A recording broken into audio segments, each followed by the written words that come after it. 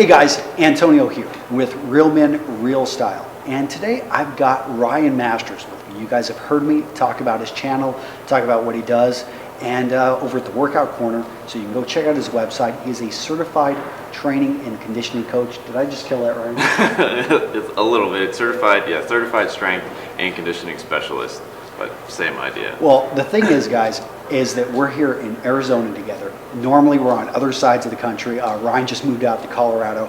I'm in Wisconsin, as you know. But the idea was, hey, I've got him here, and I think that when it comes down to it, our bodies are so important when it comes to style. So I've got a number of questions that I've had for Ryan, and I'm going to go ahead and ask him right now. And but Ryan, really quick, I'd like you to take 30 seconds. Tell us a little bit about yourself. Actually, you can take a minute. But Okay. go ahead and tell us a little bit about yourself and what you do, and a little bit more background info for the people that have never heard of you. Sure. Well, appreciate, again, exciting meeting you in person finally. We've been, like Antonio said, we've been buddies for a while, and it's great to finally meet in person. There's just something different about that.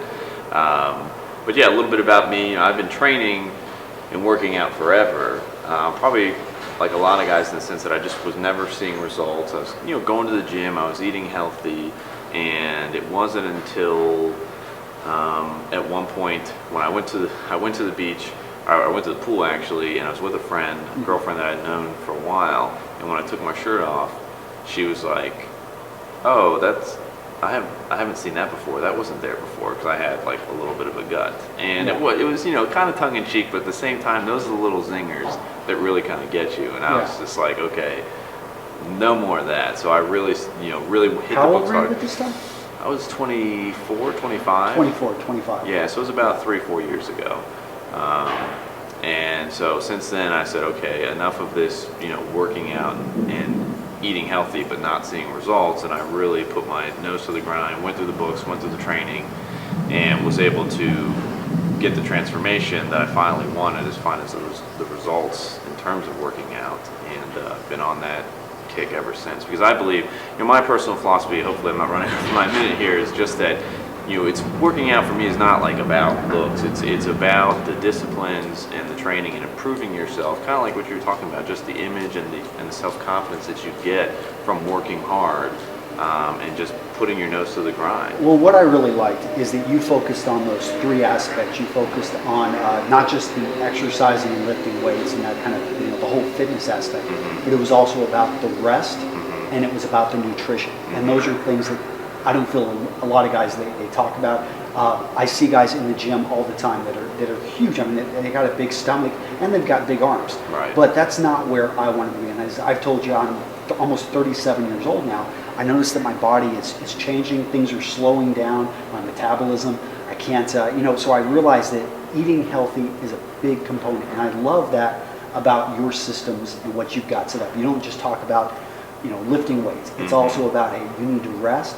And you need to eat the right food. Right, exactly. Yeah, it's something I call the Workout Trinity, which is, as you mentioned, it's food intake, exercise, and rest. And it's one of those things, like, naturally we think, a guy, especially when I first started, like, when we want to work out and get in shape, what do I got to do? I got to go to the gym and hit the weights. Like, that's just the connection that's there. So it's like, all right, go to the gym, toss some weights around, and then I'll be in shape. And unfortunately, that's not the case at all. And as you mentioned, like food intake or nutrition or diet, like that is more important in some cases than the actual exercise.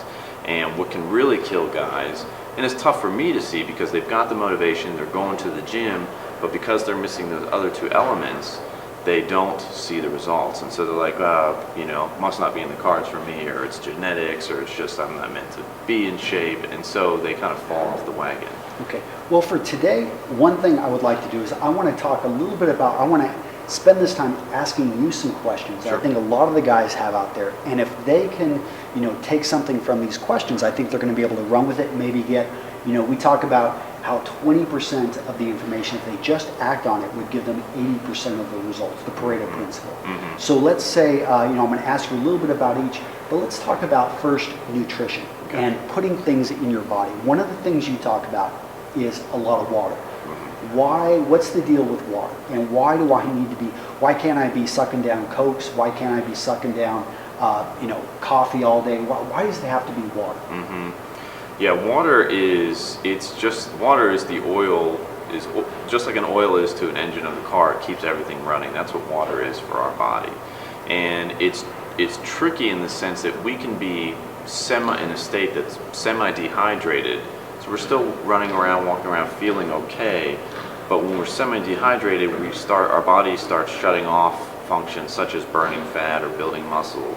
And it's not anything we're going to feel going from day to day. But when we're fully hydrated, those operations and mechanisms are still running. In terms of when we get into drinking like soda, that's when you're doing double damage because you're drinking what's called empty calories. So you're putting all this junk energy into your body. Your body has nothing to do with it. It's like, what am I doing with all the sugar? Well, just whatever, all this stored I've heard fat. people with water, though, they talk about a gallon a day, a gallon and a half a day. Do you recommend that much water? I would go up to a gallon, depending on, a lot of it's going to depend on your level of exercise. Like, tomorrow, I wouldn't say, Antonio, tomorrow go start drinking a gallon of water, just because I know like what you're doing in terms of exercise right now. But if you are seriously hitting the gym a lot and you are serious about putting on mass or losing fat, you want to get up to about a gallon of water. Now that can include juices and fruits and vegetables. Like you're getting water, not necessarily just drinking a straight jug, because you get water from almost all the food that we eat. And so that's kind of a common benchmark that you hear. I mean, you also hear about like the 8 glasses a day. I think that was created, I don't know, forever ago. Yeah. But we want a little bit more than that. Okay, so we've talked about water, and let's assume we can debate about green tea and coffee and all this stuff, but guys, start drinking your water. So when it comes down to foods, can you give me some ideas of foods that you cannot go wrong with? I mean, we know tons of things out there are bad for you. Cut out pop, well, it's not really a food, but I guess, be careful of beer, things, anything processed. One of my rules in our family is if we don't know where it comes from, then, I'm not going to feed it to my kids. Right. But can you name like just a few foods which, if you include these in your diet, you're doing great? Okay. An apple a day keeps the doctor away. So kind of cliche, but the apples are great food. I eat an apple every day, or banana. Okay. You also want to look at some type of vegetable, some leafy vegetable like spinach is good, or something dark green like broccoli. No, spinach is a great example because so many people have iceberg lettuce on their hamburgers, and we simply just replace it with spinach. We put spinach in our omelets in the morning. Which were you going to mention eggs? Eggs to me seem like one of a great thing to have in your diet. Yeah, eggs.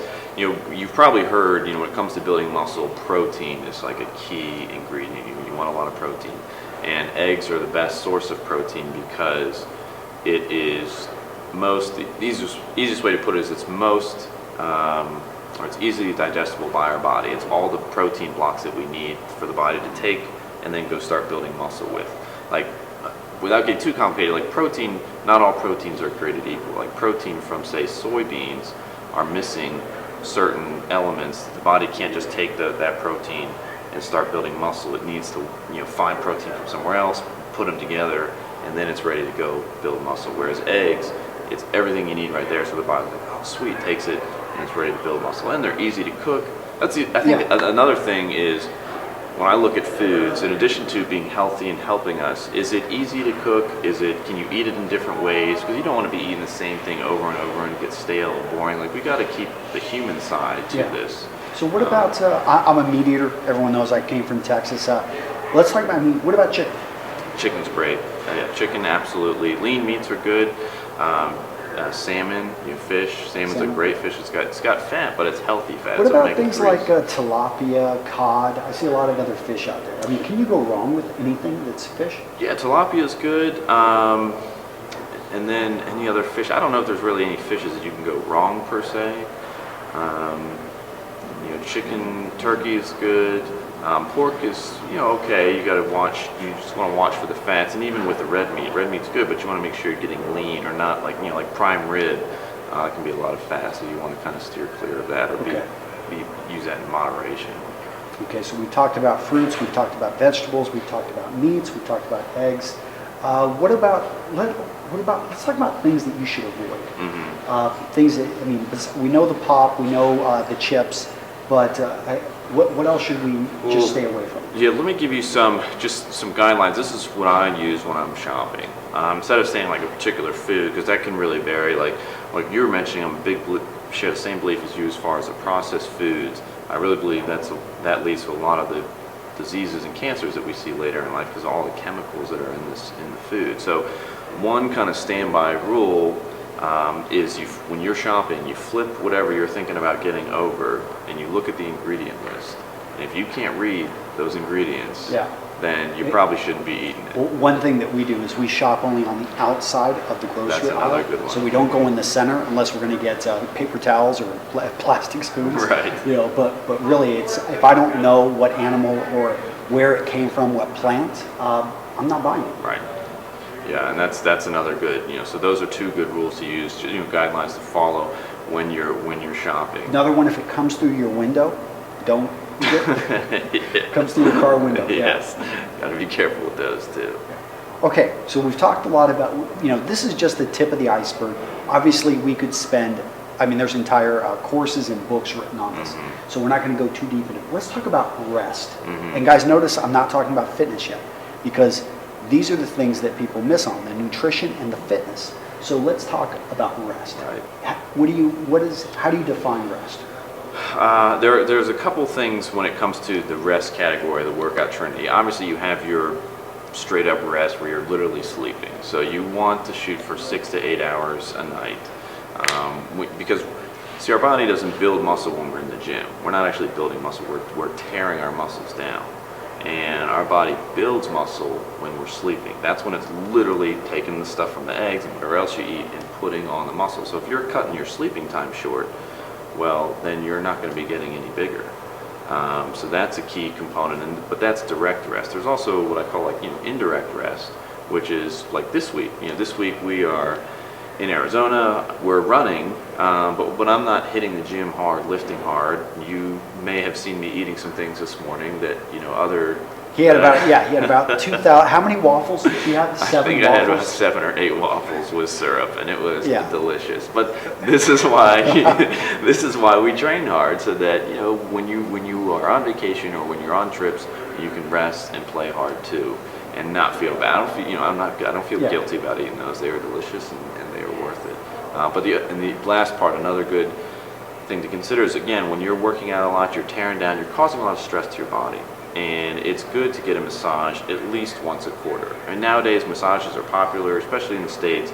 You can go to like Massage Envy or somewhere at like $50.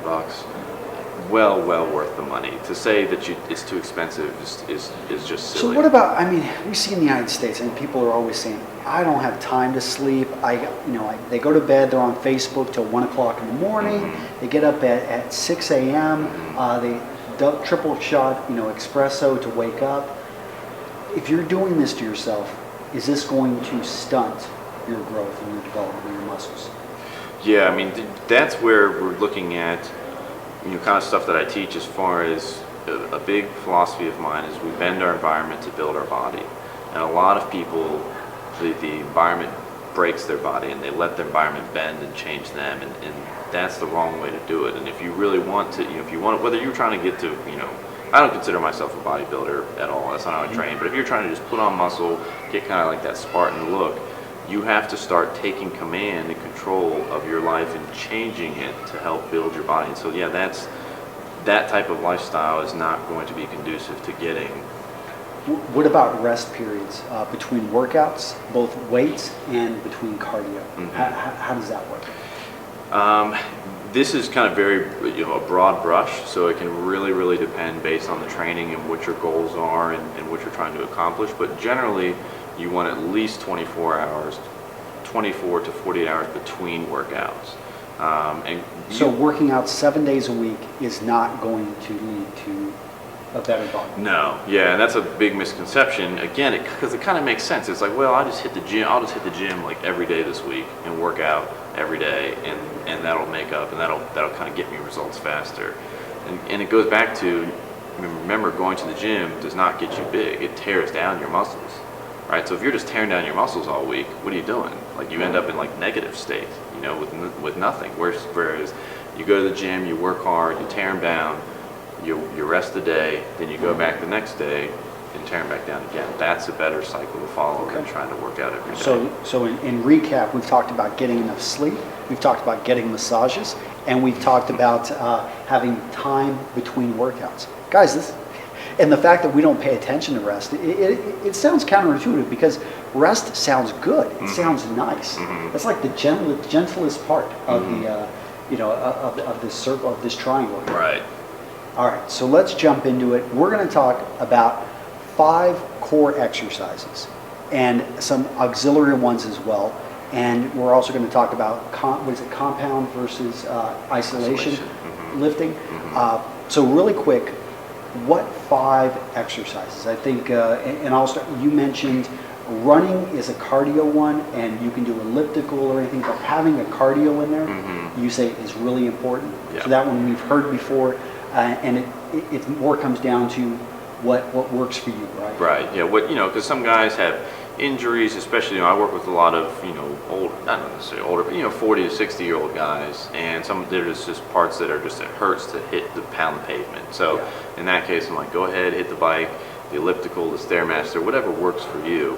Another philosophy is, something is better than nothing. So maybe you're not doing the perfect cardio, if there is such a thing, but at least you're out there sweating. And if I'm looking to build muscle, like stack on some muscle, I don't want to go beyond 40 minutes on cardio, right? Right. Yeah, you want to keep your cardio sessions to under 40 minutes. And just real quick, in case there's any confusion, when you're doing separate cardio and weightlifting. Like we don't do those. You don't want to be doing those in the same workout. Like if you're going to the gym, you do your lifting, and then another day you do your cardio. Okay. Or you can do them in the same day, but spaced several hours apart. Okay. So if I had 24 hours between, so I could probably get in 2 cardio workouts, maybe 2 weight workouts in a week. And that would be probably the most I want to do. Yeah, no, I would, that's 5 slots, that's 4 slots. Yep. Okay, so if that was the case and you were my client, and we're trying to put on muscle, I would do 3 gym sessions of lifting and 1 cardio session. 1 cardio. Okay. Because when you're lifting and you're putting on muscle, you're going to raise your metabolism, and you're going to kind of naturally be burning fat throughout the day, which is why I can eat 7 waffles. I couldn't do that every day, but that's not going to hurt me at all. Okay. So we've talked about the cardio part. Cardio's done. Let's get into actually the core exercises. So what do you think about squats? Best. Squats are the best. Best exercise. And it's one of those things that's counterintuitive because you're like, well, I don't want big legs. I don't want to train my legs. It's like, no. There's a lot of stuff, unfortunately, that's just counterintuitive when it comes to working out. But our body operates as a system. When you're doing squats, you start and you train with the right rest time and the right number of sets and all the stuff I teach in my muscle growth formula class. That's when your body starts releasing more testosterone, growth hormone, and you start building more muscle. All right, and another thing about squats, which I've learned recently, is it's a compound exercise. So I don't have to work my abdominals if I'm doing squats. Yeah, squats, you think just work legs, but it's a compound movement, which means it works multiple muscle groups. And squats do hit your legs and your glutes and all that, but they also hit your core. So yeah, they hit your quads, hit your abs, and a little bit of obliques, and really help tighten up your body. Okay. Now tell me about the bench press. The bench press. This is like, everyone's favorite staple gym exercise, right? So probably don't have to tell guys, all right, bench press is good for you. Go ahead and do bench press. I think it's important to state, though, it's one of the 5 core.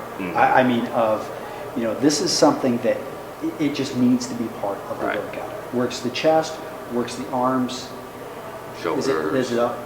Shoulders as well? A little bit of, exactly. And the main reason we stick to kind of like the 5 core or a few core exercises is you start getting better at the form because you're doing those same exercises. If you're trying something like, this crazy muscle confusion and you're doing 5,000, you're doing a new exercise every day, well, how good are you really getting at the technique? Like the form is very, very important. Never sacrifice form for weight when it comes to working out. Now let's talk about some ones that kind of go back to your experience as a gymnast. And what 2 exercises would you talk about then? Yeah, there we'd be looking at dips and pull-ups. 2 great exercises. Again, they're compound and they're body weight exercises. Now, a couple caveats there, like if you're a bigger guy and you can't quite do pull-ups yet, hopefully your gym has an assisted machine, which is where you stand on a bar and it lets you put weight on, and that actually reduces the amount of weight you're lifting, so you can do kind of assisted pull-ups or assisted dips. So that's one way to start. For dips, another thing, if they don't have that, is if you have a chair and a bench, you can put your feet up on the chair and do bench dips like this. And this is kind of like a progression to work you up to do regular body weight dips. Now, what about with pull-ups? There's the overhand, and then there's chin-ups, right? So difference? The chin-ups hit your biceps a little bit more, because I mean you can just see, like when you pronate versus having it in, they hit your biceps a little bit more, but they both work your back. So again, I prefer chin-ups, but that's one of those areas where if you're going to do one of them, then that's better than nothing. So these 5 core exercises, if you focused in on these and you ate well, you rested well, people are going to be asking, hey, what kind of workout do you want? I mean, you're going to see visible results. Yeah, your coworkers want to know what's your secret, man. Then all of a sudden you're like, well, there is no secret, But yeah, that's definitely the ones to focus on. And I think we talked about this. Everyone, we get wrapped around the axle. We try to focus in on. We want to learn all these different exercises. We want to know what all these secrets are. We're at this point where we're trying to gather so much information, when many of us are just. Well, we're just lazy, we're just kind of scared. We just need to take action and focus on that 20% and get to the 80% level. And then when you're at the 80% level, then I think you're in a better position to start asking the questions about muscle confusion and, should I be, variations in each of the exercises. If you're doing those exercises consistently and you're eating right, all of a sudden, you're just going to be in a much better position. And I think most of us are right now. Right. And you're going to learn, important thing again that I teach a lot of my guys is we're learning, there's only so much that anybody can teach you. The rest you have to learn just by doing. And because we're talking about the human body here, everyone is different. Our moms were right, we're all special, and we all react to things a little bit differently. Certain cardio may work better for me than it does for you. Particular foods may affect you more than they affect me, and no one in the world could tell you that, and no one in the world could tell me that. But when we're taking action and we have the right systems in place, then we start to learn what affects our body and how it affects it, and we can use that to our advantage. So we're training, a little bit smarter. Perfect.